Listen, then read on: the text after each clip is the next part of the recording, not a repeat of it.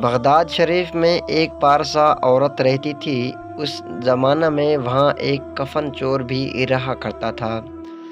جب وہ پارسا عورت اس دنیا سے رخصت ہوئی تو چور نے بھی اس کا جنازہ پڑھا تاکہ عورت کی قبر دیکھ سکے۔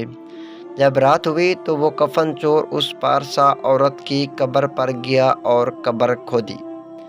جب اس نے کفن کو ہاتھ لگایا تو اس پارسا عورت نے چور کا ہاتھ پکڑ لیا اور کہا، اللہ کی شان ہے کہ ایک جنتی کسی دوسرے جنتی کا کفن چرا رہا ہے۔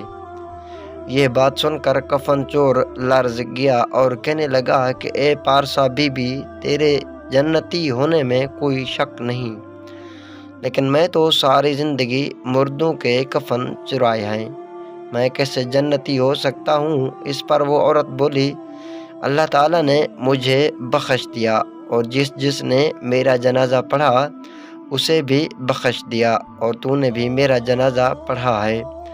اس پر کفن چور شرمندہ ہوا، اس نے توبہ کی اور اپنے زمانے کا قطب بن گیا۔